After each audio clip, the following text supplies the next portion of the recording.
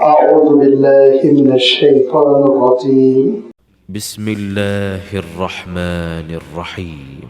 ألم تر إلى الذين أوتوا نصيبا من الكتاب يؤمنون بالجبت والطاغوت ويقولون للذين كفروا هؤلاء أهدى من الذين آمنوا سبيلا أولئك الذين لعنهم الله ومن يلعن الله فلن تجد له نصيرا أم لهم نصيب من الملك فإذا لا يؤتون الناس نقيرا أم يحسدون الناس على ما آتاهم الله من فضله فقد آتينا آل إبراهيم الكتاب والحكمة وآتيناهم ملكا عظيما فمنهم من آمن به ومنهم من صد عنه وكفى بجهنم سعيرا إن الذين كفروا بآياتنا سوف نصليهم نارا كلما نضجت جلودهم بدلناهم جلودا غيرها ليذوقوا العذاب إن الله كان عزيزا حكيما والذين آمنوا وعملوا الصالحات سندخلهم جنات تجري من تحتها الأنهار خالدين فيها أبدا لهم فيها أزواج مطهرة وندخلهم ظلا ظليلا إن الله يأمركم أن تؤدوا الأمانات إلى أهلها وإذا حكمتم بين الناس أن تحكموا بالعدل إن الله نعم ما يعظكم به إن الله كان سميعا بصيرا يا أيها الذين آمنوا أطيعوا الله وأطيعوا الرسول وأولي الأمر منكم فإن تنازعتم في شيء فردوه إلى الله والرسول إن كنتم تؤمنون بالله واليوم الآخر ذلك خير وأحسن تأويلا. صدق الله العظيم. الحمد لله رب العالمين والصلاة والسلام على سيد المرسلين وعلى آله وأصحابه أجمعين अम्मा बाद सूरत निसा का ये 8वां रुकू है जिसके भी आपके सामने तिलावत की गई और इस 8वें रुकू की ये 8 आयतें हैं जो पढ़ी गई जिनका सिलसिला आयत नंबर 51 से शुरू हुआ और ये सिलसिला आयत नंबर 59 पर खत्म हुआ। सूरह निसा की ये आयतें बहुत अहम है, बामाना है। वैसे कुरान मजीद की किसी भी आयत के सिलसिले में ये कहना मुमकिन नहीं कि ये ज्यादा अहम है, ये कम अहम है, लेकिन इन आयतों का मामला ये है कि हर आयत एक मजमून की हेडिंग है, उन्वान है, जिस उन्वान पर बड़ी तफसीली गुफ्तगू हो सकती है। लाज़मी बात है कि यहाँ पर इसकी तर्जुमानी और तशरीह में इख्तिसार ही बरतना पड़ता है। अल्लाह ताला ने इन आयतों में तारीख भी बयान फरमाई। अल्लाह ताला ने इन आयतों में अल्लाह ताला के दीन की नुमाया खुसूसियत का भी तज़किरा फरमाया। अल्लाह ताला ने इन आयतों में जन्नत और जहन्नम का तज़किरा भी फरमाया और जहन्नम की सजा की जो हौलनाकी है, खतरनाकी, सख्ती, वो इस कदर अल्लाह ताला ने सख्त अल्फाज में बयान फरमाया कि रोंगटे खड़े हो जाते हैं। अल्लाह ताला ने इन आयतों में زندگی گزارنے کا پورا منہج دے دیا ہے، دینی منہج، اسلامی نظام زندگی کا۔ امت مسلمہ اگر اس کو تھام لے تو سینکڑوں جھگڑوں سے وہ محفوظ ہو جائے گی۔ انسان اگر تھام لے تو بیسیوں مسائل سے وہ محفوظ ہو جائے گا۔ لہذا آپ غور کرتے چلیں کہ ان مضامین کو کسی اختصار کے ساتھ اللہ تعالیٰ نے بیان کر دیا۔ رہا تاریخ کا مسئلہ، یہ بھی قرآن پاک کا معجزہ ہے۔ اس اختصار کے ساتھ اتنے مختصر انداز میں اللہ تعالیٰ نے ایک تاریخی حقیقت کو بیان کر دیا، اور اللہ کا شکر ہے ہم اس زمانے میں اس آیت کی تشریح سن رہے ہیں، جبکہ ہمارے ذہنوں میں خود بہت سے سوالات ہیں۔ ظالم کب تک ظلم کرے گا؟ مظلوم کب تک ظلم سہے گا؟ اللہ تعالیٰ نے اس کا یہاں مداوا فرمایا، زخم پہ مرہم رکھا گیا۔ الم تر الی الذین اوتوا نصیبا من الکتاب، پچھلی گفتگو میں بھی میں اشارہ کر چکا ہوں کہ اہل کتاب کے سلسلے میں، بنی اسرائیل کے سلسلے میں، زیادہ آسان الفاظ میں یہودیوں کے سلسلے میں اللہ تعالیٰ نے جو بات ارشاد فرمائی وہ یہ ہے کہ نصیبا من الکتاب، اپنے آپ کو اہل کتاب سمجھتے ہیں لیکن کتاب کا کچھ ہی حصہ ان کو ملا تھا۔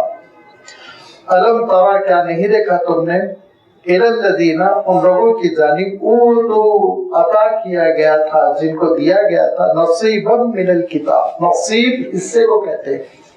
ہم اردو میں نصیب قسمت کے لیے استعمال کرنے لگے۔ یہ قسمت کے لیے نصیب کا لفظ جو ہم اردو میں لے آئے وہ دراصل عربی کے مفہوم کو محدود کر کہ اللہ تعالیٰ نے جو تقسیم فرمایا اس میں جو ہمارا حصہ ہے وہ نصیب کہلاتا ہے عربی میں، تو ہم نے اردو میں قسمت کے لیے استعمال کیا۔ ٹھیک ہے، کوئی بات نہیں، نصیب اچھے ہیں، نصیب برے ہیں، یہ الفاظ آپ سنتے رہتے ہوں گے، لیکن عربی میں نصیب کے معنی حصہ، جو حصہ جس کو دیا گیا۔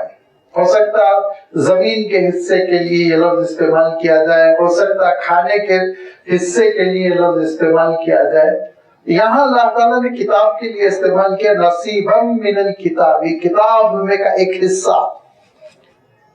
جیسے میں ابھی عرض کر چکا ہوں کہ یہ وضاحت آپ کی خدمت میں رکھ چکا ہوں کہ چاہے تورات ہو، چاہے زبور ہو، چاہے انجیل ہو، وہ قرآن مجید کے مختصر حصے ہیں جو ان کو دیے گئے۔ اس کو انہوں نے پھیلایا، تشریح کی، تلمود بنا دیا، ورنہ تو تورات 10 احکام پر مشتمل ہے، اور انجیل مواعظ حسنہ پر مشتمل، اور زبور دعاؤں پر مشتمل ہے۔ قرآن مجید کے دعاؤں کا آپ مجموعہ تیار کر لیجیے، آپ یوں سمجھ لیجیے کہ وہ زبور کے برابر ہے۔ تو اللہ تعالیٰ نے دعاؤں کا تذکرہ فرمایا قرآن پاک کی مختلف صورتوں میں، اس کا اگر کوئی کلیکشن جمع کرے تو یوں سمجھ لیجیے کہ وہی نچوڑ ہے زبور کا۔ اور 10 بڑے احکام، بالخصوص جو سورہ بنی اسرائیل میں اللہ تعالیٰ نے بیان فرمائے، وہ احکام ان کی تھوڑی تشریح کر دی جائے تو تورات ہے۔ اور مواعظ حسنہ، آخرت میں کیا ہوگا، پچھلی امتوں کے ساتھ کیا ہوا، یہ سمجھانے کی جو حضرت عیسیٰ علیہ السلام نے کوشش کی، وہ الہامی کلام انجیل۔ نصیبا من الکتاب، اب ہوتا کیا ہے، دیکھیے جو کمظرف ہوتا ہے نا، جو کمظرف ہوتا ہے، میں سوچ سمجھ کے لفظ بول رہا ہوں، وہ کمظرف کو تھوڑی سی بھی چیز مل جائے تو بہت اچھل جاتا ہے۔ تھوڑا علم مل گیا تو اچھل گیا، تھوڑی دولت مل گئی تو اچھل گیا، تھوڑی سی حکومت مل گئی چند دنوں کی، چند علاقوں کی، اچھل جاتا، بے قابو ہو جاتا ہے۔ اور اس کو امجد حضرت نے کہا بھی بڑے اچھے انداز میں کہ کمزر گر دولت وزر پاتا ہے، مانند ہوا ابھر کے اتراتا ہے، کرتے ہیں ذرا سی بات میں فخر خسیس، دن کا تھوڑی ہوا سے اڑ جاتا ہے۔ یہ یہودیوں کا اچھلنا، یہ غرور میں مبتلا ہونا، یہ ان کی کمزرفی تھی۔ بہت تھوڑا حصہ ملا تھا، اس میں ان کو بار بار کہا گیا تھا تکمیل ہونے والی ہے، آج تک ان کا عقیدہ ہے ایک آنے والا ہے، لیکن اللہ کے رسول صلی اللہ علیہ وسلم کو نہیں مانا، انہوں نے مخالفتیں کی، ایذا رسانی کی، غیر انسانی حرکتیں کی، کبھی زہر دینے کی کوشش، کبھی اوپر سے پتھر پھینکنے کی کوشش، کبھی جا کے دشمنوں سے مل کر ان کو دعوت دینا کہ آؤ مدینہ منورہ میں حملہ کرو، یہ غیر انسانی حرکتیں، یہ ان کی تاریخ ہے۔ پھر سب سے بڑی بات دیکھیے، یاد رکھیے، اور جو ہمارے لیے بہت سبق آموز ہے، نصیحت ہم کو حاصل کرنا چاہیے، دو اللہ تعالیٰ نے ان کی کوتاہیوں کا تذکرہ فرمایا، دو بڑی برائیاں جس کی وجہ سے یہ بڑے کمزور ہو گئے، جس کی وجہ سے یہ بڑے انسانیت کے لیے نقصان دہ ہو گئے، کہ اللہ کی کتاب کا ایک حصہ ملا تھا اور حضرت موسیٰ علیہ السلام نجات دہندہ بنے تھے، حضرت موسیٰ علیہ السلام نے تربیت کی کوشش کی تھی، اللہ کی کتاب کو مضبوطی سے تھامتے، حضرت موسیٰ علیہ السلام کے اصول پہ عمل کرتے اور بڑی ترقی کرتے، لیکن انہوں نے کیا، کون سی حرکت کی، کیا کیا؟ اللہ تعالیٰ ارشاد فرماتا ہے یؤمنون بالجبت والطاغوت، ترجمہ بہت مشکل ہے جبت کا، اللہ کے رسول صلی اللہ علیہ وسلم کا ایک ارشاد ہے، اس سے ہم آپ صلی اللہ علیہ وسلم کے اس ارشاد سے ہم کسی حد تک جبت کا مفہوم سمجھ سکتے ہیں۔ اللہ کے رسول صلی اللہ علیہ وسلم نے فرمایا ہر قسم کی جادوگری، ہر قسم کی وہ چیزیں جس سے فال نکالا جاتا ہے، ہر قسم کی وہ چیزیں جس سے قسمت کا حال معلوم کیا جاتا ہے، پرندوں کے ذریعے سے، تیر اندازی کے ذریعے سے، اور ہر قسم کی وہ چیزیں جس سے یہ جدوشی گیان حاصل کرتے ہیں، یہ سب جبت ہے فرمایا۔ آپ صلی اللہ علیہ وسلم نے فرمایا یہ سب جبت ہے۔ اللہ تعالیٰ کا دین صاف ستھرا، سائنٹیفک، عقل کو اپیل کرنے والا ایسا دین انسان کو مل جائے، اور انسان اس واضح دین کو، کلیئر تعلیمات کو، حقائق کو چھوڑ کر ان بیس لیس قسم کی چیزوں کے پیچھے پڑا ہوا ہے۔ یہودیوں نے اس سلسلے میں بڑی کوتاہی کی، جادوگری کے پیچھے پڑ گئے، اور انہوں نے یہاں تک کہ فرشتوں کے ذریعے سے بھی جادو سیکھنے کی کوشش کی، جس کا اللہ تعالیٰ نے سورۃ البقرہ میں ذکر فرمایا وَمَا أُنزِلَ عَلَى الْمَلَكَيْنِ بِبَابِلَ ہاروت و ماروت، اور حالانکہ جب کہ فرشتوں نے کہا کہ دیکھو اس میدان میں قدم نہ رکھو، یہ بہت ہی کفر کا، آزمائش کا میدان ہے، تھوڑی سی غلطی سے ایمان چلا جاتا ہے، لیکن یہودیوں نے اس میں قسمت آزمائی کی۔ آج بھی آپ حیرت کریں گے، ان کا یہ عقیدہ ہے، لوگ سمجھتے ہیں بہت ترقی یافتہ ہے، ترقی یافتہ نہیں ہے، ہم سب غلط فہمی میں پڑے ہوئے ہیں۔ دیکھیے اللہ تعالیٰ نے اربوں کو پیٹرول کی دولت سے مالا مال کیا، اب ایک بڑا شیطان ہے جو چاہتا ہے کہ اس اربوں کے جسم میں بیچوں بیچ ایک سوراخ رہے جس سے وہ خون چوستا رہے، اس کے لیے اسرائیل بنا ہوا ہے، ان کی کوئی حقیقت نہیں، کوئی پڑھے لکھے نہیں، کوئی ذہین نہیں، یہ بات سمجھیے ہم سے بہت بالادستی ہے، ذہانت ہے، اگر ہے تو بس منصوبہ بندی ہے ان کی، اس میں کوئی شک نہیں، بہت دور کی سوچ کے وہ حرکتیں کرتے رہتے ہیں، وہ ایک دوسرا موضوع۔ میں یہ عرض کر رہا تھا کہ ان کا عالم یہ ہے کہ آج بھی یہ طلسم کی تلاش میں رہتے ہیں، اور ان کو نقوش سلیمان کی تلاش ہے، جس کو مل جانے کے بعد یہ پوری دنیا پہ حکومت کریں گے، خود سمجھتے ہیں وہ، اس کی کوئی حقیقت نہیں کہ حضرت سلیمان علیہ السلام کے کچھ اللہ نہ کرے نعوذ باللہ جادوگری کے نسخے ہیں۔ وما کفر الشیطان وما کفر سلیمان ولکن الشیاطین کفروا یعلمون الناس السحر نعوذ باللہ۔ سلیمان علیہ السلام جادوگری ہرگز نہیں کرتے تھے، اللہ تعالیٰ نے فرمایا تم جیسے سمجھتے ہو کہ وہ بڑے جادوگر تھے اور اپنی جادو کے ذریعے سے حکومت کرتے تھے، تم جھوٹے ہو اپنے دعوے میں، تمہاری گندی ذہنیت ہے جس کی وجہ سے تم یہ کہتے ہو، یہ تو شیطان ہے جو جادوگری کا پرچار کرتا رہا۔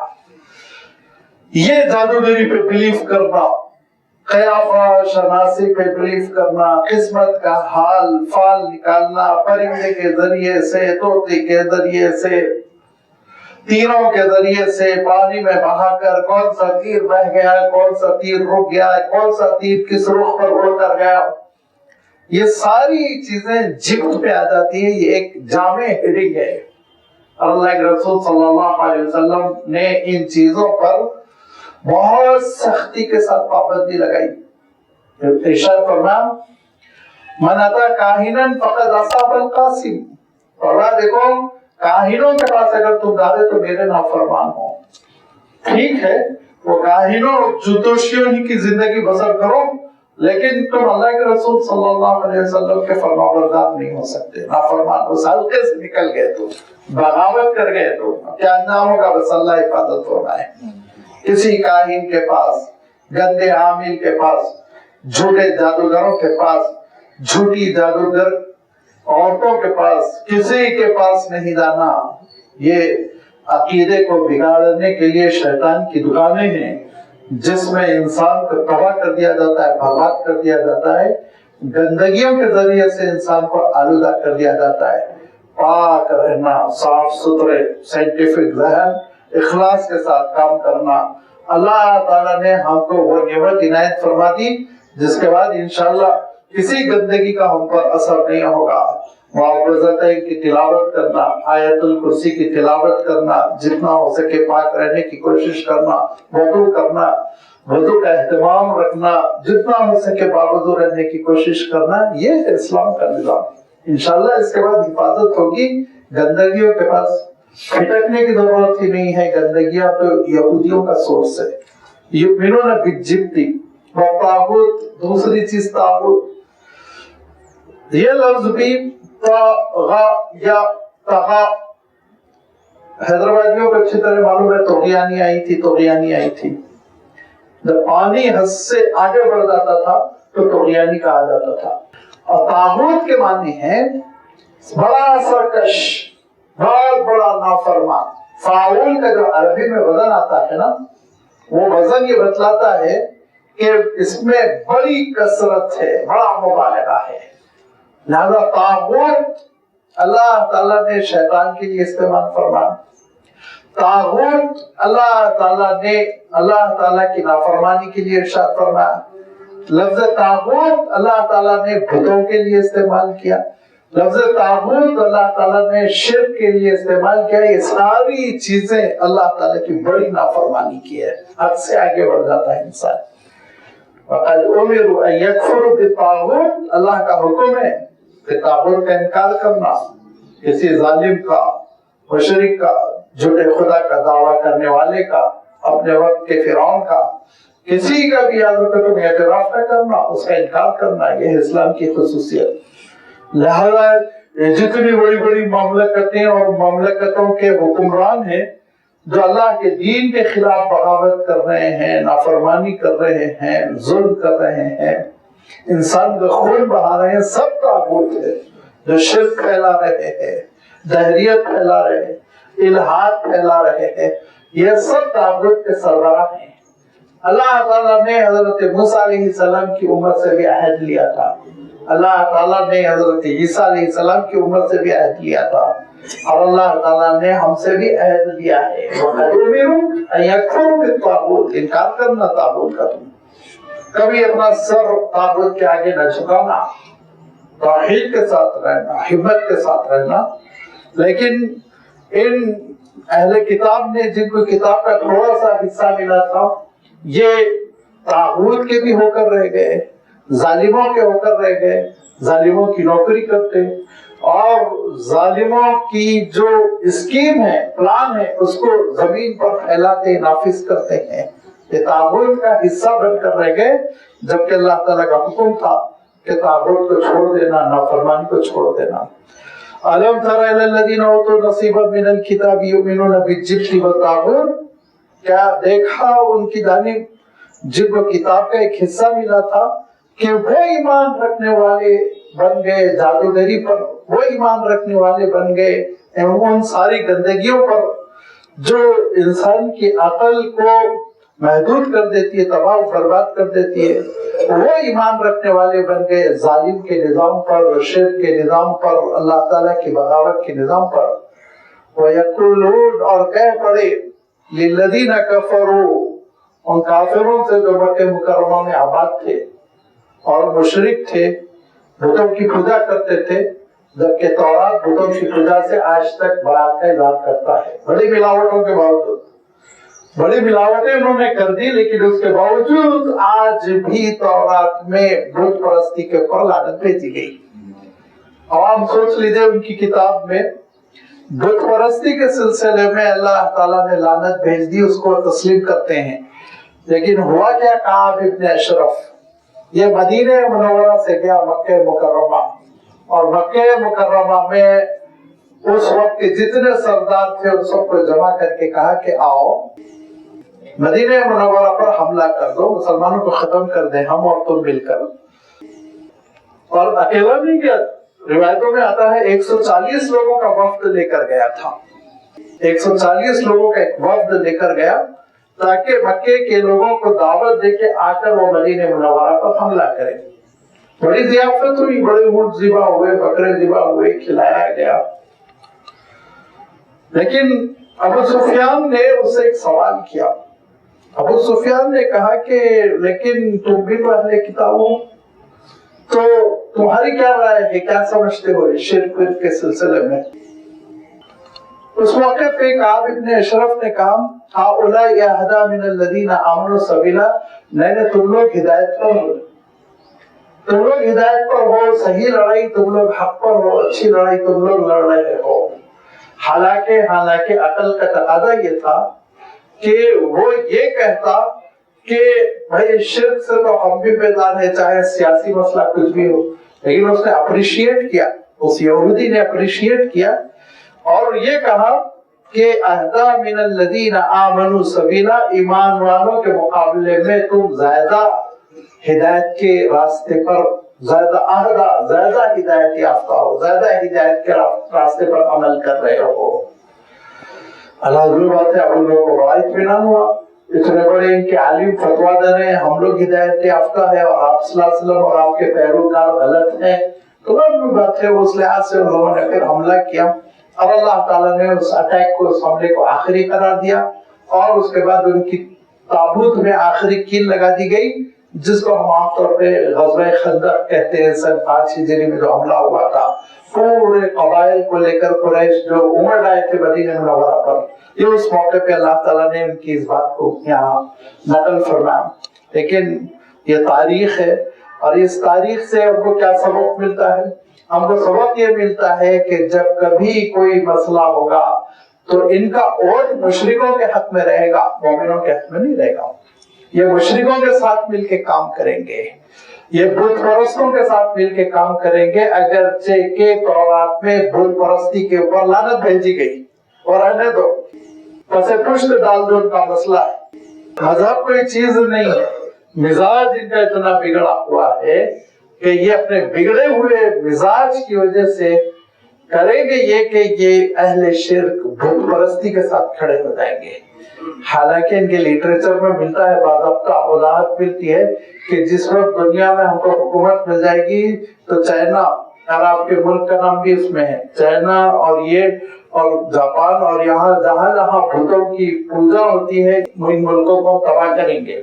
ان کے لٹریچر میں باضابطہ یہ ہے چیزیں، لیکن نہ پڑھنے کا موقع، نہ اتنے پڑھے لکھے ہیں، بس سیاست میں آگے بڑھ گئے تو جو چاہے وہ کہتے رہتے ہیں. لہذا یہ ان کا مزاج ہے کہ یہ مشرکوں کے ساتھ مل کے کام کیا کریں گے، کیونکہ ایک ہی مسئلہ ہے ان کو. مسئلہ یہ ہے، آگے اللہ تعالیٰ نے وضاحت فرما دی کہ بنی اسماعیل میں قیادت کیسے گئی، ان کو جڑ سے اکھاڑنا ہے. آپ صلی اللہ علیہ وسلم کی امت کو، امت مسلمہ کو، ایمان والوں کو، مسلمانوں کو جڑ سے اکھاڑ دینا، ان کو دنیا میں کہیں کا نہیں رکھنا. یہ ایک ہی ٹارگٹ ہے ان کا، اور اس کو استعمال کرتے ہوئے ان کو اربوں میں لا کر بسایا گیا. ورنہ ان کی کوئی ضرورت نہیں، ان کی کوئی مجال نہیں، ان کی ہمت نہیں، ان کی طاقت نہیں کہ یہ مسلمانوں سے بھیڑے. اگر بیکنگ کرنے والے پیچھے سے ہٹ جائیں، فلسطین کے بچے پتھر مار کے ان کو بھگا دیں گے، ہتھیار کی ضرورت نہیں پڑے گی، ہتھیار کی ضرورت نہیں پڑے گی. لیکن ہے آپ جانتے اور بڑا ملک پورے ہتھیار لے لے کے پہنچتا ہے اور حفاظت کرتا ہے. کیوں؟ ناسور ہے. اس زخم کو زندہ رکھو تاکہ اربوں کا خون چوس سکے. یہ اربوں کا خون چوسنے کے لیے ایک ہی سورس ہے. اگر اس کو بند کر دیا گیا تو عرب بہت آزاد ہو جائیں گے. اب ہمارے عرب بھائی ہیں وہ بھولے بھالے ہوتے ہیں, ذہن زیادہ نہیں ہوتا ان کے پاس, حالات سمجھنا ان کے لیے مشکل ہوتا ہے, بہت ہی فرما بردار ہوتے ہیں. عربوں کا مزاج اطاعت کا ہے, ذہانت کا نہیں ہے. جیسے امریکہ کا مزاج مکاری کا ہے, چائنا کا مزاج ذہانت کا ہے, جاپان کا مزاج ذہانت کا ہے, ایسے ہی عربوں کا مزاج اطاعت کا ہے. جو حکمراں ہوگا وہ ٹوٹل اطاعت کریں گے, بات بہت سنیں گے, لیکن ذہانت کے ذریعے سے تدبیر کریں, منصوبہ بندی کریں, وہ صلاحیت ان کے اندر نہیں ہے. یہ ایک حقیقت ہے جو سمجھ لینا چاہیے. فرمایا اولئک الذین لعنهم اللہ, یہ وہ لوگ ہیں جن پر اللہ تعالیٰ کی لعنتیں ہوئیں. وَمَن يَلْعَنِ اللَّهُ, اور اللہ جس پر لعنت کر دے, فَلَن تَجِدَ لَهُ نَصِيرًا, پھر اس کا کام بن کے بھی نہیں بنے گا, بگڑ جائے گا, کوئی اس کا مددگار نہیں ہوگا. تاریخ اٹھا کر دیکھیے ان کا کیا حشر ہوا.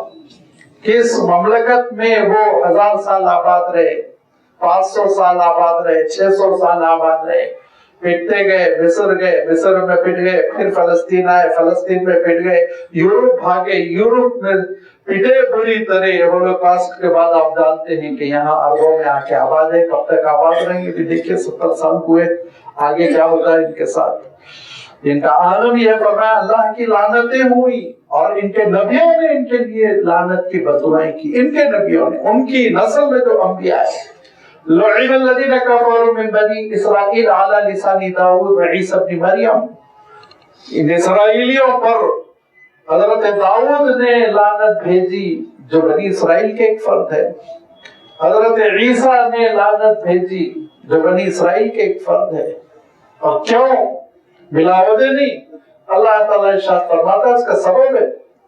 اس کا سبب یہ ہے کہ لعن الذین کفروا من بنی اسرائیل علی لسان داؤد و عیسی ابن مریم ذلک بما عصوا, اللہ کے حقوق کا معاملہ آیا تو معصیت کی, نافرمانی کی. وَكَانُوا يَعْتَدُونَ, انسانوں کا معاملہ ہے تو انہوں نے ظلم حد سے زیادہ کیا, عدوان, زیادتی. یہ ان کا مزاج ہے, آگے بڑھ کر ظلم کرنا, نہتوں پر حملے کرنا, ہاسپٹلز پہ بم داغنا. یہ تاریخ ہے ان کی. اللہ تعالیٰ ان کی پوری تاریخ کو انتہائی اختصار کے ساتھ فرمایا, اللہ کے معاملے میں معصیت, بندوں کے معاملے میں حد سے زیادہ ظلم. خود بہانا کوئی چیز ہی نہیں ان کے نزدیک, کوئی چیز نہیں. شاید آپ بکری کو ذبح کرتے ہوئے تھوڑا سا رحم کر جائیں, لیکن یہ انسان کو کاٹتے ہوئے, اسی لیے تو فرعون ان کے بچوں کو کاٹ کے پھینکتا تھا, اسی لیے تو ہٹلر نے جو کرنا تھا کیا. یہ ظالم کا مزاج ظلم کا, جہاں رہتے ہیں وہاں گندگی پھیلاتے ہیں. فرمایا ام لہم نصیب من الملک, ملکیت اللہ نے ان کے نام لکھ دی.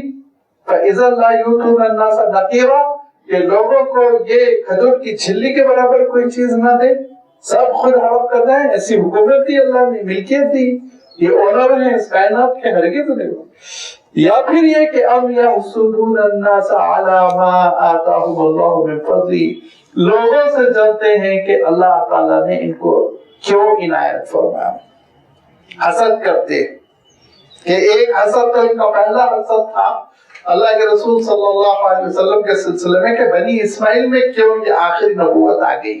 اعتراف کرنے کے باوجود, نشانیاں پوری ہونے کے باوجود, اتنی نشانیاں تھی کہ ان کا ایک گروپ ہجرت کر آیا تھا اور مدینے کے اطراف یہ بس گئے تھے.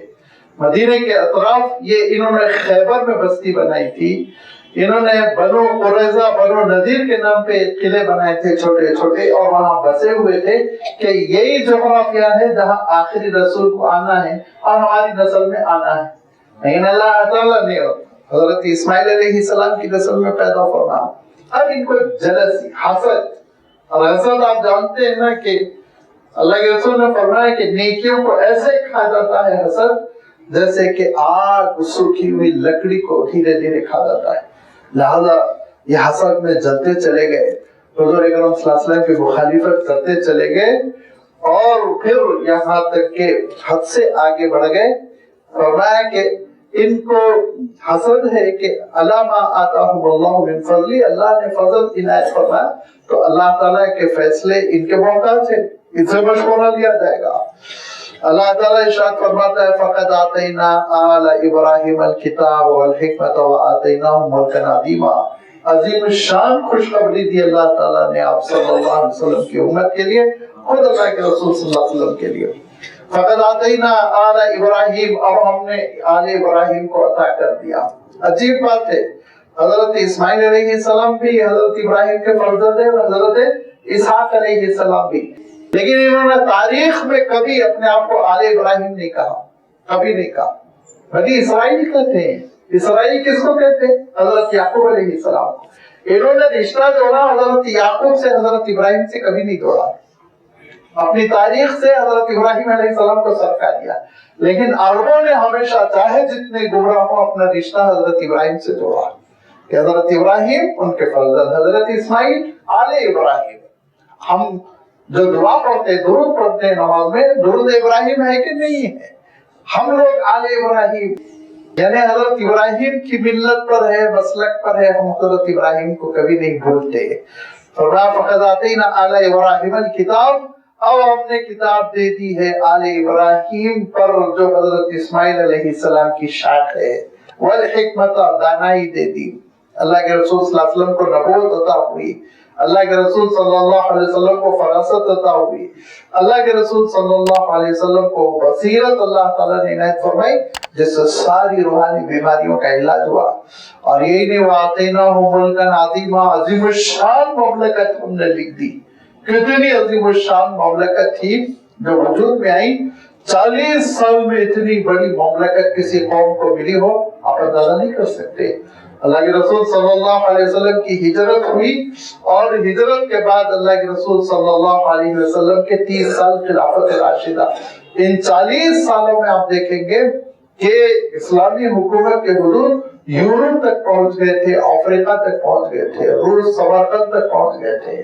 عظیم الشان مملکت تھی جو اللہ تعالیٰ نے عنایت فرمائی اور الحمدللہ جاری رہی۔ جس کو لوگ سمجھتے ہیں بہت قدیم مذہب ہے، قدیم مذہب ہے، قدیم مذہب ہے، وہ چلتے ہیں، لیکن اللہ تعالیٰ کا فیصلہ ہے اس مذہب کے لیے کوئی مملکت نہیں، اور الحمدللہ مسلمانوں کے لیے 57 مملکتیں ہیں۔ وَآتَيْنَاهُمْ مُلْكًا عَظِيمًا، اللہ تعالیٰ جس کو جو دینا چاہے، اور اللہ تعالیٰ کا رحم و کرم دیکھیے، اس کا فضل دیکھیے کہ بہت ہی زیادہ مظلوم ہو گئے تھے، اینٹ سے اینٹ بجا دی گئی تھی، اور ان یورپین اقوام نے، فرانس نے اور برٹش نے حملے کر کر کے عرب ملکوں کو میدان جنگ میں تبدیل کر دیا تھا، اور اس قدر زوال تھا، بیکورڈ ہو گئے تھے، پسماندگی تھی کہ پوری مملکتوں میں ایک ایک اسکول نہیں تھا۔ تاریخ اٹھا کر دیکھیے، بلکہ شام میں اسکول نہیں تھا، عراق میں اسکول نہیں تھا، مصر میں ایک آدھ دو اسکول تھے، جامعہ الازہر، لیکن ایسا تعلیم کا کوئی نظام نہیں تھا، حکومت کا کوئی نظام نہیں تھا۔ لیکن اللہ تعالیٰ نے پھر ایسا دنیا کو سبق سکھایا کہ سارا پیٹرول عربوں ہی کو دیا۔ کچھ عربوں کو اللہ تعالیٰ عنایت فرماتے، کچھ فرانس میں نکلتا، کچھ امریکہ میں، کچھ آسٹریلیا میں، لیکن اللہ تعالیٰ نے کہا 80% عربوں میں نکالو۔ لہذا یہ اللہ تعالیٰ کا فضل ہے کہ اللہ تعالیٰ جو فضل جس کو چاہے عنایت فرمائے، اور بندوں کا امتحان ہوتا ہے قدردانی کرے نہ کرے۔ وَآتَيْنَاهُمْ مُلْكًا عَظِيمًا، ہم نے اس امت کو زبردست مملکت عنایت فرمائی۔ وَمِنْهُمْ مَنْ آمَنَ بِهِ، بعض ہے جو پورا ایمان رکھتے ہیں، لازمی بات ہے ایمان رکھیں گے تو اللہ تعالیٰ کے پاس سے صلہ ملے گا، اور اس کا ذکر آ رہا ہے۔ وَمِنْهُمْ مَنْ صَدَّ عَنْهُ، اور بعض ہے کہ وہ پھیرے ہوئے ہیں، اللہ کے دین کو نہیں سمجھ رہے ہیں، اللہ کے رسول صلی اللہ علیہ وسلم کی بعثت کی نعمت کو نہیں سمجھ رہے ہیں، قدردانی نہیں کر رہے ہیں۔ وَكَفَى بِجَهَنَّمَ سَعِيرًا، ایسے لوگوں کے لیے جہنم کی آگ کافی ہے، ان کو پھر جہنم میں چھوڑا جائے گا۔ ان الذین کفروا بآیاتنا، اب دیکھیں جہنم کا اور جنت کا تذکرہ، لیکن جہنم کا جو اللہ تعالیٰ نے تذکرہ فرمایا اس شبد و مد کے ساتھ کہ رونگٹے کھڑے ہو جاتے ہیں، فرمایا ان الذین کفروا بآیاتنا، جو ہماری نشانیوں کا انکار کرتے ہیں، جو ہماری نعمتوں کی ناقدری کرتے ہیں، جو کفر کرتے ہیں، الحاد کرتے ہیں، بددینی پھیلاتے ہیں، سوف نصلیہم نارا، ان قریب ہم ان کو داخل کر دیں گے ایک آگ میں داخل کر دیں گے. سوف نصلیہم، ان قریب ہم ان کو داخل کریں گے نارن، آگ میں، ایسی آگ کلما نضجت جلودہم بدلناہم جلودا، جب ان کی اسکن جلد جل جائے گی تو ہم بدل کے نئی جلد ان کو دیں گے، نئی اسکن دیں گے. کیوں؟ فبدلناہم جلودا غیرہا لیذوقوا العذاب، تاکہ عذاب کا مزہ چکھ سکے. اگر جلد جل جائے، اوپر کی اسکن چمڑی جل جائے تو اس کے بعد پھر انسان کو جلن محسوس ہوتی ہے، ہڈیاں باقی رہ جاتی ہیں. لہذا فرمایا پھر نئی جلد دے دیں گے، نیا چمڑا چڑھے گا اور اس نئے چمڑے کو پھر جہنم میں چھوڑا جائے گا، جلایا جائے گا، تپایا جائے گا. ارشاد فرمایا کہ یہ جاری رہے گا اس وقت تک جب تک کہ وہ تباہ و برباد ختم نہ ہو جائے. اگر ایمان والے ہیں اور واقعتاً دل میں ایمان ہے تو اللہ تعالیٰ معاف فرمائے گا پھر، اور اس جہنم سے گلو خلاصی ان کو ملے گی، جنت میں داخلہ ملے گا. اور اگر کفر ہی پہ مرے تھے تو پھر ان کے لیے ہمیشہ کے لیے جہنم کی آگ مقدر ہوگی. ان اللہ کان عزیزا حکیما، بے شک اللہ تعالیٰ بہت ہی غلبہ رکھنے والا ہے، کنٹرول، قابو میں ہے ہر چیز. اور یاد رکھو ہر قابو میں رکھنے والا، صاحب اقتدار، طاقتور، وہ حکیم ہو دانا ہو یہ بھی نہیں ہوتا، لیکن اللہ تعالیٰ بہت حکیم بھی ہے، دانا بھی ہے. اللہ تعالیٰ کے پاس حکمت ہے، ہر چیز اللہ تعالیٰ کے پاس ایک حکمت کی بنیاد پر انجام پاتی ہے. فالذین آمنوا وعملوا الصالحات، اور وہ جن لوگوں نے ایمان قبول کر وعملوا الصالحات، نیکیوں پر عمل کیا، بھلائیوں پر عمل کیا. اور میں عرض کرتا رہتا ہوں صالحات کی بڑی مختصر تشریح ہے. صالحات کہتے ہیں نیکی، جس کا ہم ترجمہ کرتے ہیں نیکی کے لیے عربی میں حسنۃ کا لفظ آتا ہے، صالحۃ کا لفظ آتا ہے، صالحہ، اور بھی الفاظ آتے ہیں، لیکن ہر ایک کا مفہوم الگ ہوتا ہے. صالحات کا جب لفظ استعمال کیا جاتا ہے تو یاد رکھیے اس کی تشریح یہ ہے کہ ہر وہ کام جس کے پیچھے اللہ کی خوشنودی مطلوب ہو، نمبر 1، نمبر 2 شریعت کے مطابق کیا جائے. اگر یہ 2 شرطوں کے ساتھ کوئی شخص نوکری کر رہا ہے تو عمل صالح، یہ 2 شرطوں کے ساتھ اگر کوئی تجارت کر رہا ہے تو عمل صالح، یہ 2 شرطوں کے ساتھ کوئی کھیت میں ہل چلا رہا ہے عمل صالح، یہ 2 شرطوں کے ساتھ کوئی کلاس میں بیٹھ کے تعلیم حاصل کر رہا ہے تو عمل صالح. اس میں سے ایک بھی نکل جائے تو عمل صالح نہیں رہ جاتا، ایکٹیویٹی تو صالح نہیں رہ جاتا. لہذا فرمایا کہ جنہوں نے ایمان قبول کر لیا اور صالحات پر کاربند ہو گئے، سندخلہم جنات تجری من تحتہا الانہار، ہم ایسی جنتوں میں ان کو داخل کریں گے جس کے نیچے سے نہریں بہ رہی ہوں گی، کہ بہترین بالا خانے، اونچے اونچے مقام پر، ہل اسٹیشن پر خوبصورت بنگلے بنے ہوئے ہوں، نیچے سے نہریں بہ رہی ہوں، اور گھنے باغات ہو، ہر قسم کے پھل، ہر قسم کے پھول. اس سے حسین منظر انسان کے تصور میں نہیں آ سکتا. اسی لیے فرمایا یہ وہ جنتیں ہوں گی جس میں بندے کو داخل کیا جائے گا. اچھا آپ کسی ہل اسٹیشن پہ جائیے، تیسرے چوتھے دن سے دل گھبرانے لگتا ہے. لہذا انسان کیا چاہتا ہے کہ اب یا آب و ہوا تبدیل، دوسری جگہ جائے. حسین سے حسین جگہ پر انسان جائے گا تو چند دنوں میں وہ اکتاہٹ ہو جاتی ہے. لیکن فرمایا جنت کا مسئلہ یہ ہوگا خالدین فیہا ابدا، ہمیشہ ہمیشہ اس میں وہ رہنا چاہے. لا یبغون عنہا حولا، سورۃ الکہف میں فرمایا کہ وہ دوسری جگہ شفٹ ہونا چاہے گا ہی نہیں. اتنی خوبصورت جنت ہوگی، اتنی خوبصورت جنت ہوگی کہ ہمیشہ کے لیے اس میں دل لگا رہے گا. لہم فیہا ازواج مطہرۃ، ان کے لیے اس جنت میں پاک پاک جوڑے ہوں گے. عربی آتی نہیں، قرآن کی تفسیر کرتے ہیں، الف بات آسانی سیکھتے، قرآن مجید کی تفسیر کرنے بیٹھ جاتے ہیں. عورتوں کو غور ملے گی، عورتوں کو کیا ملے گا کیا نہیں ملے گا. اللہ تعالیٰ دیکھیے کیا ارشاد فرما رہا ہے، لہم فیہا، جنتیوں کے لیے جنت میں ازواج مطہرۃ، پاک پاک جوڑے ہوں گے جس کی جو ضرورت ہوگی. وہ بیویوں کا لفظ ہی نہیں ہے، ازواج مانے جوڑ، پارٹنر کا ترجمہ کر لیجیے. انتہائی پاک، اعلیٰ، بلند اخلاق، اونچے کردار کے جوڑے ہوں گے. جس کے ساتھ رہنا چاہے گا رہے گا خوشی کے ساتھ. یہ اللہ تعالیٰ کا وعدہ ہے. وَنُدْخِلُهُمْ ذِلًّا ذَلِيلًا، بہت ہی ٹھنڈے سائے میں اللہ تعالیٰ داخل کر دے گا. ذِلًّا ذَلِيلًا، ذلیل توئے اور زوئے سے ہے. دیکھیے ذلیل دال اور زال سے نہیں ہے، لہذا اس کے معنی ہوتے ہیں گھنا سایہ، ٹھنڈا سایہ. لہذا اللہ تعالیٰ جنت کے گھنے سایوں میں داخل کر دے گا. شرط کیا ہے؟ ایمان بھی ہو، شرط ہے نیکیاں بھی ہو. خالی ایمان نہیں، خالی ایمان ہے تو پاسپورٹ ہے، نیکیاں نہیں ہے یعنی ویزا نہیں ہے. اور خالی نیکیاں ہیں ایمان نہیں ہے، ویزا تو آ گیا پاسپورٹ نہیں ہے.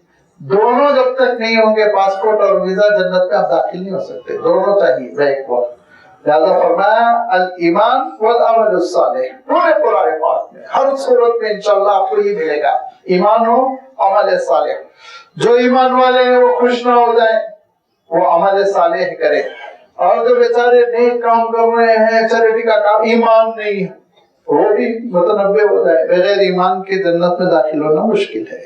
اب اس کے بعد اللہ تعالیٰ نے احکام عنایت فرمائے، تاریخ بیان کر دی، اور اس کے بعد اللہ تعالیٰ نے انجام کا ذکر کر دیا. ایک راستہ جہنم کا، ایک راستہ جنت کا. اور پھر اللہ تعالیٰ نے اس امت کو، امت مسلمہ کو ایک ایسا اعزاز عنایت فرما، ایک اہم عہدہ، عہدوں کے معنی میں بھی اس کی تشریح مت کیجیے آپ، ایک اہم ذمہ داری، جس ذمہ داری کو نبھانے کی وجہ سے دنیا میں یہ امت محبوب رہے گی، ممتاز رہے گی، ہر دل عزیز رہے گی. تو چھوڑ دیں گے تو پھر وہی بنی اسرائیل کا حشر ہوگا جو کا مصر میں حشر ہوا تھا. ان اللہ یأمرکم ان تؤدوا الامانات الی اہلھا.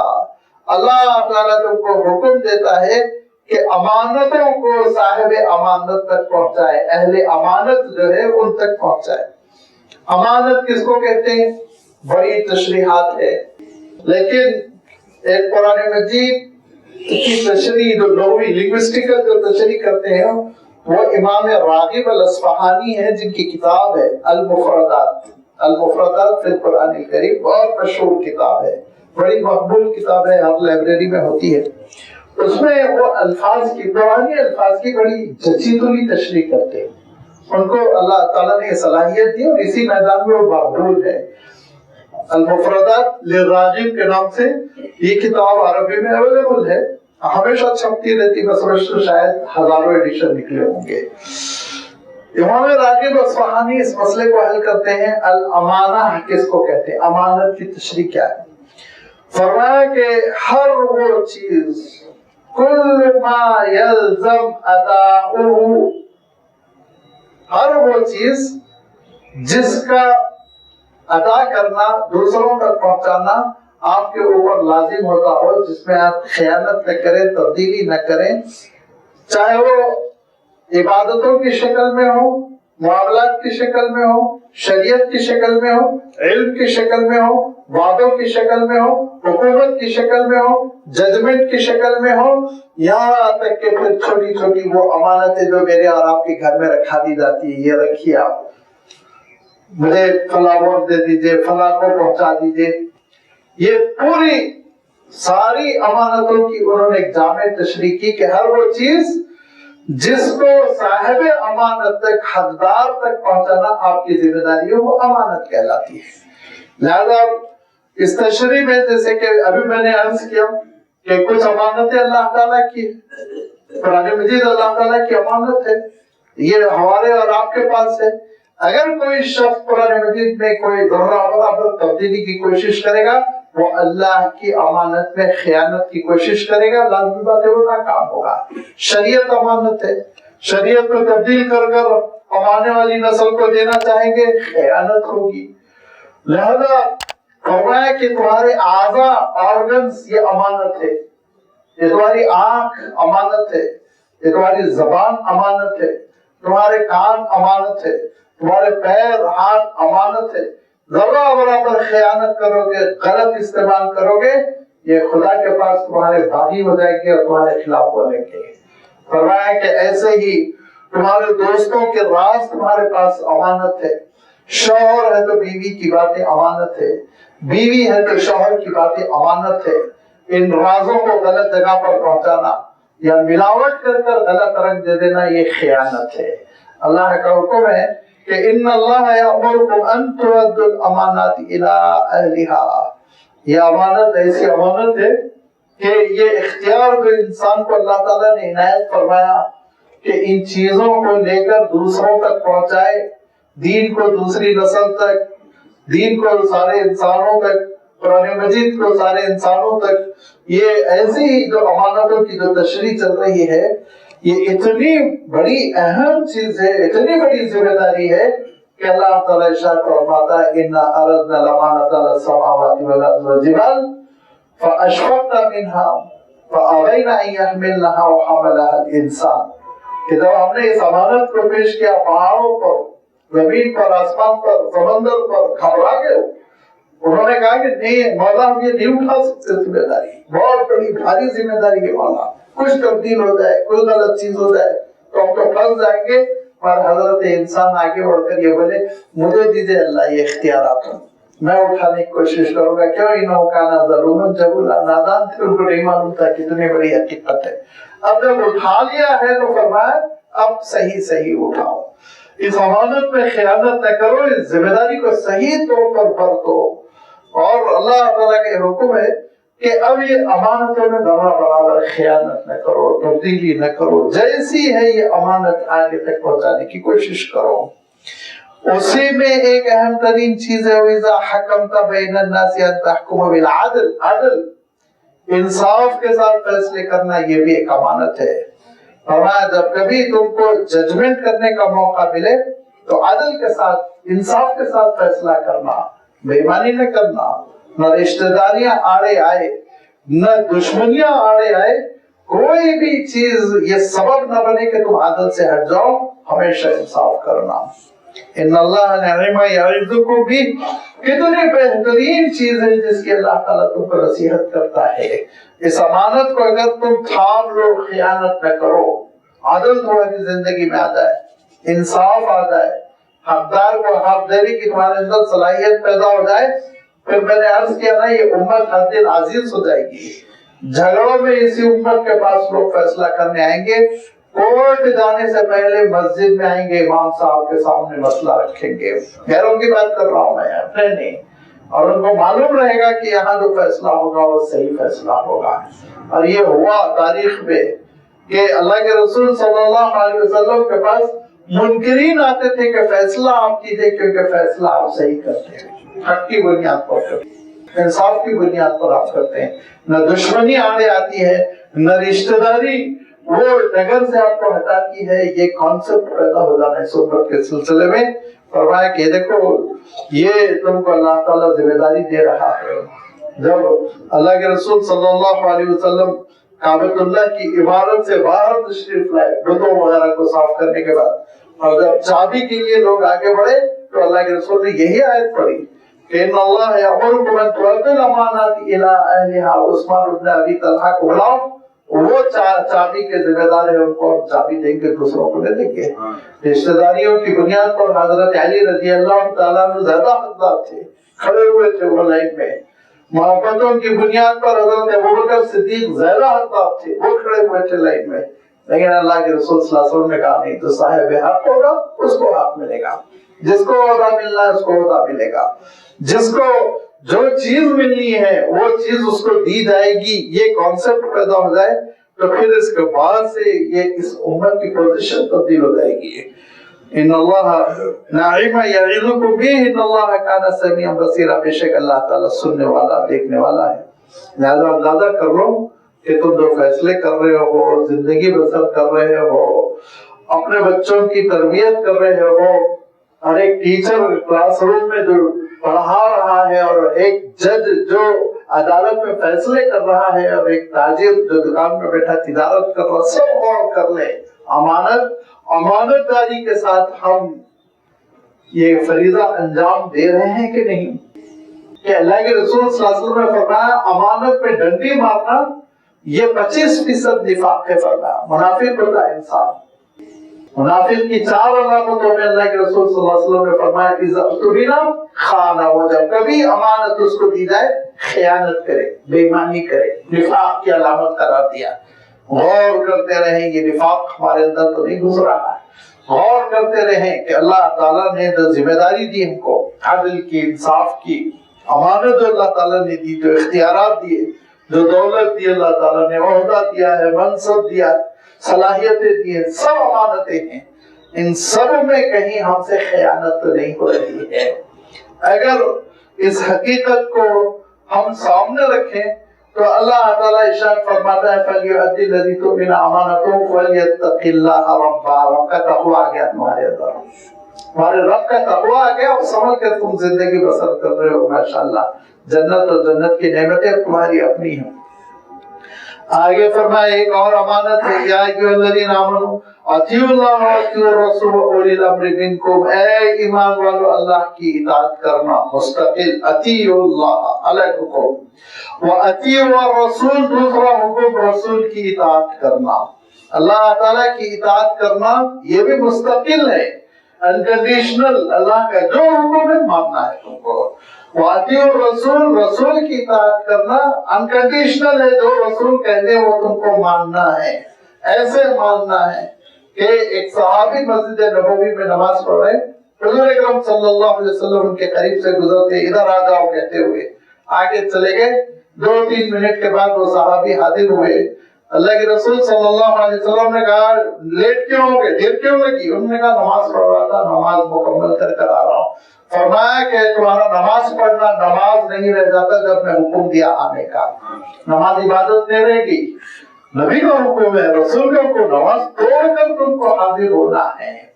یہ ہے اللہ کے رسول صلی اللہ علیہ وسلم کی اطاعت، جس اطاعت کے سلسلے میں گمراہیاں پھیلائی جا رہی ہیں، مختلف قسم کے باتیں کہی جاتی ہیں، حدیث کا انکار کر دیا جاتا ہے۔ اللہ تعالیٰ سارے فتنوں سے محفوظ رکھے۔ اللہ کی اطاعت مستقل، رسول کی اطاعت مستقل، اور اللہ اور اس کے رسول کی اطاعت کو چھوڑ کر اللہ کی خوشنودی حاصل کرنا یا یہ سمجھنا میں اہل اللہ میں سے بن جاؤں گا، یہ یاد رکھیے شیطانی حربہ ہے، دھوکہ ہے۔ اگر دین ہے، تقویٰ ہے، اللہ کا تقرب تلاش کرنا ہے تو اللہ اور اس کے رسول کی اطاعت ہی میں تم کو ملے گی کامیابی۔ جتنے اہل اللہ ہے، اولیاء اللہ کے کسی کو پکارتے ہیں، ان سب کی زندگی دیکھیے وہ اللہ کے اور اس کے رسول کی اطاعت میں فنا تھے، تب کہیں جا کے ان کو مقام ملا۔ لہذا اور کوئی دوسری راہ نہیں ہے جس کے ذریعے سے انسان اللہ تعالیٰ کے پاس مقبولیت کے مقام کو پہنچ سکے سوائے اللہ کی اطاعت، رسول کی اطاعت۔ لازمی بات ہے، عبادت میں اطاعت ہوگی، معاملات میں اطاعت ہوگی، جس کو حلال کہا گیا وہ حلال ہوگا، جس کو حرام کہا گیا وہ حرام ہوگا۔ آگے ارشاد فرمایا یا ایھا الذین آمنوا اطیعوا اللہ واطیعوا الرسول واولی الامر منکم، اب تمہارے ذمہ داروں کی بھی اطاعت کرنا، لیکن یہ مستقل نہیں ہے۔ دیکھیے یہاں اطیعوا نہیں آیا، ریپیٹ نہیں کیا اللہ تعالیٰ نے، اطیعوا اللہ اللہ کی اطاعت کرو، وَأَطِيعُوا الرَّسُولَ رسول کی اطاعت کرو، 2 مرتبہ ریپیٹ ہوا۔ وَأَطِيعُوا أُولِي الْأَمْرِ مِنْكُمْ نہیں فرمایا۔ اگر یہاں پہ بھی اطیعوا کا لفظ آ جاتا تو ہمارے جو ذمہ دار ہے وہ بھی اتھارٹی بن جاتی کہ ان کی اطاعت کی جائے۔ تو اللہ تعالیٰ نے ان دونوں کے لیے اطیعوا کا لفظ استعمال فرمایا، اور تیسرے کے لیے اسی کو آگے بڑھا دیا۔ معنی یہ ہے کہ وہ تمہارے ذمہ دار جو اللہ اور رسول کی اطاعت کرتے ان کی بھی بات مانو۔ ان کی بات کب تک مانی جائے گی؟ ایک مرتبہ ایک چھوٹا سا لشکر ایک وقت روانہ ہوا، اور جو امیر تھے انہوں نے کہا آگ لگاؤ، لوگوں نے آگ لگا دی، کہا کود جاؤ۔ صحابہ نے کہا آگ سے بچنے کے لیے، جہنم سے بچنے کے لیے تو ایمان قبول کرے، آگ میں ہم کیوں کودیں گے؟ اور بھلا تم کو بھی ایدیکم الی التہلکہ، اپنے آپ کو ہلاکت میں نہیں ڈالا جا سکتا ہے۔ واپسی ہوئی اور انہوں نے حضور اکرم صلی اللہ علیہ وسلم سے کہا میں یہ چاہتا تھا یہ امیر کی کتنی اطاعت کر رہے ہیں یہ پتہ چلے۔ تو اللہ کے رسول صلی اللہ علیہ وسلم نے فرمایا لا طاعت لمخلوق فی معصیت الخالق، اللہ رسول کی مخالفت میں مخلوق کی اطاعت نہیں ہوتی۔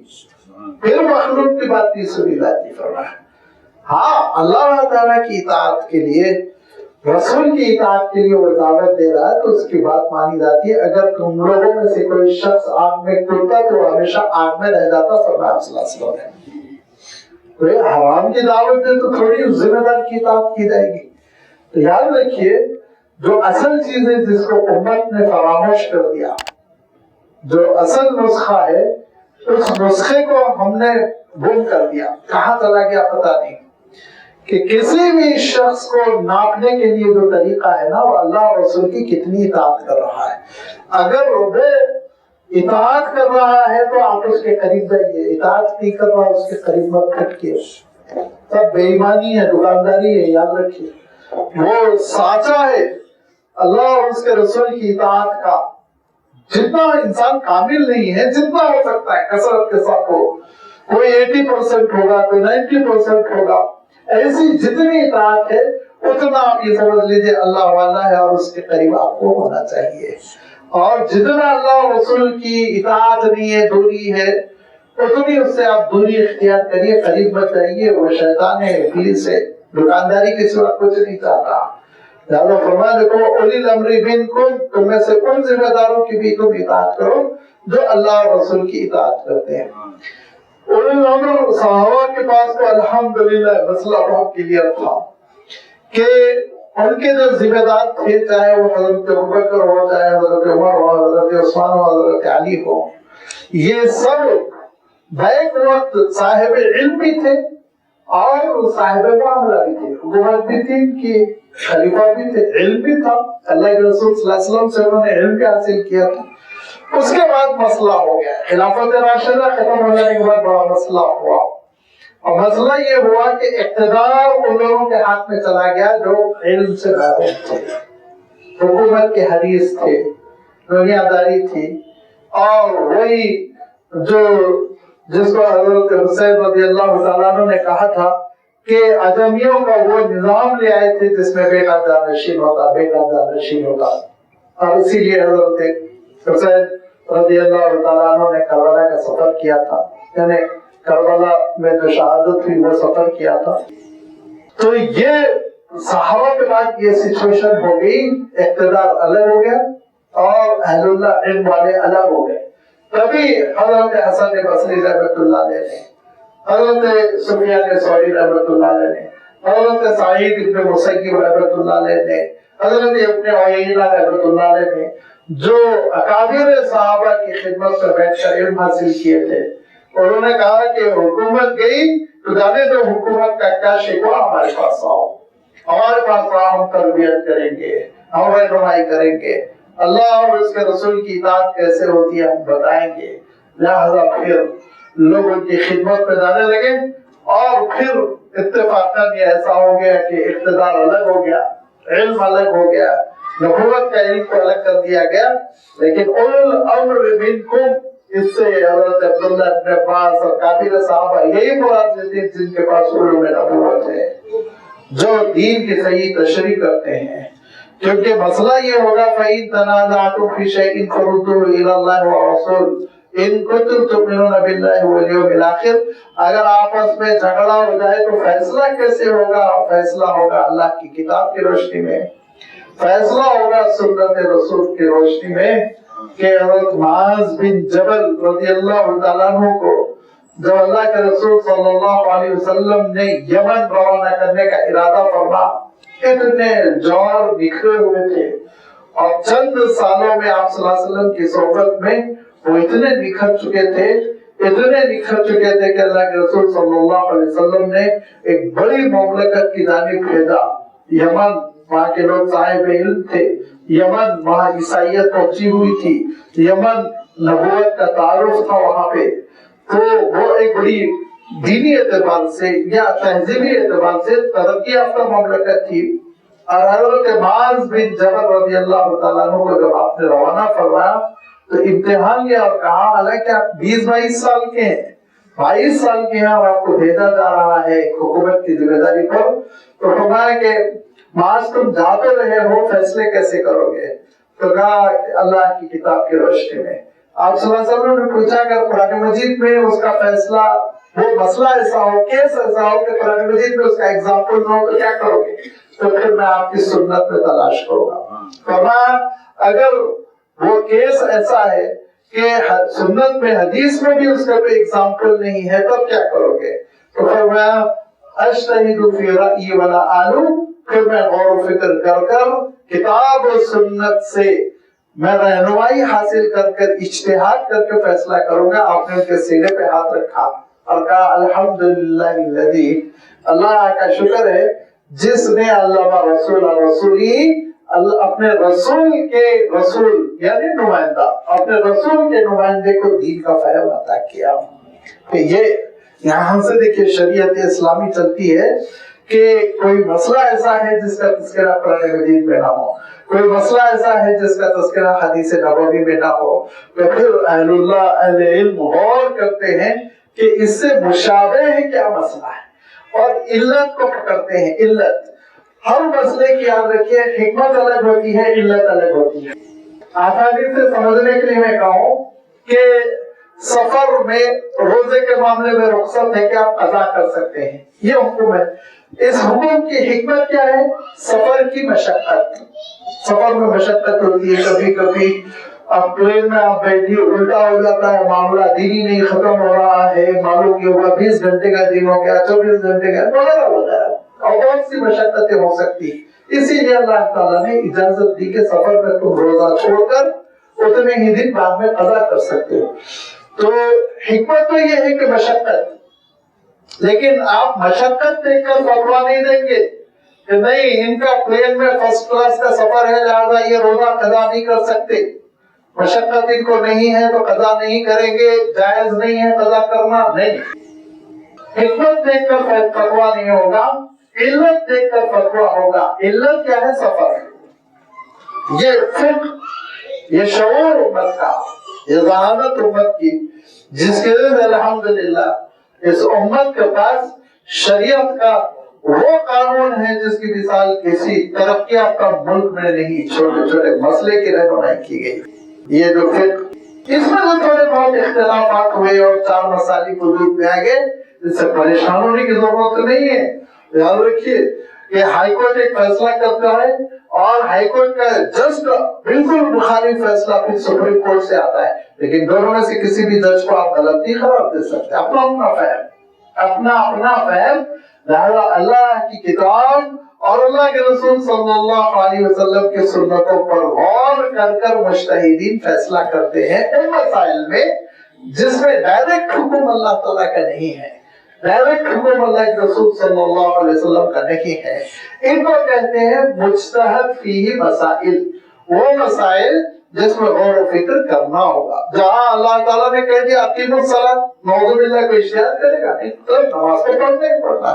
زکات کا حکم اللہ کے رسول نے مقدار بتا دی، قصہ کا اس میں تھوڑی اجتہاد ہوگا. اجتہاد وہاں ہوگا جہاں قرآن پاک میں یا اللہ کے رسول صلی اللہ علیہ وسلم کے اقوال میں صراحت نہ ہو، تب ائمہ غور کرتے ہیں اور اس سے تھوڑا سا ذہانتوں کی وجہ سے اختلاف ہوتا ہے، اس سے لوگ پریشان ہو جاتے ہیں، جھگڑے کرنے لگتے ہیں. یہ جھگڑے کا ٹاپک نہیں ہے، یہ تو دین اور دینداروں کی ذہانت ہے، یہ ایک نعمت ہے. یہ تو اللہ تعالیٰ کی جانب سے ایک ملی ہوئی ایسی نعمت ہے جس کی وجہ سے قانون بہت مضبوطی کے ساتھ وجود میں آتا ہے، آپس میں بحث ہوتی ہے، مذاکرے ہوتے ہیں، پھر اس کے بعد سے نتیجے پہ پہنچتے ہیں. لہذا فرمایا دیکھو فَإِن تَنَازَعْتُمْ فِي شَيْءٍ، تنازع ہو گیا، جھگڑا ہو گیا کہ جائز ہے ناجائز ہے، کیا کرنا پڑے گا؟ فَرُدُّوهُ إِلَى اللَّهِ وَالرَّسُولِ، کتاب اللہ اور سنت رسول اللہ کی جانب اس کو لوٹا کر غور کرنا پڑے گا. ہاں یہ اس چیز سے مشابہ ہے لہذا یہ اس کا حکم ہونا چاہیے، یہ فلاں حرام سے مشابہ ہے لہذا اس کو ممنوع ہونا چاہیے. یہ تم کو کرنا ہوگا ساری زندگی اللہ اور اس کے رسول کی اطاعت. اگر تم ایمان کا دعویٰ کر رہے ہو، ان کنتم تؤمنون باللہ والیوم الاخر، اگر تم ایمان والے ہو، ایمان رکھتے ہو اللہ پر اور آخرت پر، تو اطاعت اللہ کی، اطاعت رسول کی لازم ہے. اور جو اہل علم ہے ان کی آراء کا احترام کرنا، سمجھنے کی کوشش کرنا، یہ اللہ تعالیٰ کا دین ہے. اس حقیقت کو سمجھو، ذالک خیر، یہی بہتر ہے. اس میں کوئی جھگڑے کی بات نہیں ہے اور اس میں کوئی سب ٹوٹا بول کرو، مسجدوں کو بانٹ لو، اس کی ضرورت نہیں. غور و فکر کر کے نتائج پہ پہنچے ہوئے ہیں. وَأَحْسَنُ تَأْوِيلًا، اور انجام کے اعتبار سے بھی یہی سب سے بہتر ہے. تعویل، معال اور میم واو لام، یہ جو روٹ ورڈ ہے اس کے معنی الف حمزہ ہے، میم نہیں، حمزہ واو اور لام کا جو روٹ ورڈ ہے اسی سے معال، اسی سے آل، اسی سے یعول، یہ الفاظ بنتے ہیں. اس کے معنی ہوتے ہیں جڑ تک جانا، سورس تک پہنچنا، لوٹ کر اصل تک پہنچنے کی کوشش کرنا. لہذا فرمایا کہ اللہ کی اور اس کے رسول کی اور تمہارے دینی علم رکھنے والے ذمہ داروں کی اطاعت، یہی یاد رکھو انجام کے اعتبار سے، اصول کے اعتبار سے یہی چیز بہتر ہے، اسی میں تمہارے لیے خیر ہے. آگے جو سازشیں جاری رہی اور ان سازشوں کے ذریعے سے جو اہل کتاب نے چاہا کہ اہل ایمان کو صراط مستقیم سے ہٹا دے، ان کا اللہ تعالیٰ نے تذکرہ فرمایا، اس کی وضاحت آئندہ اتوار آپ کی خدمت میں رکھی جائے گی.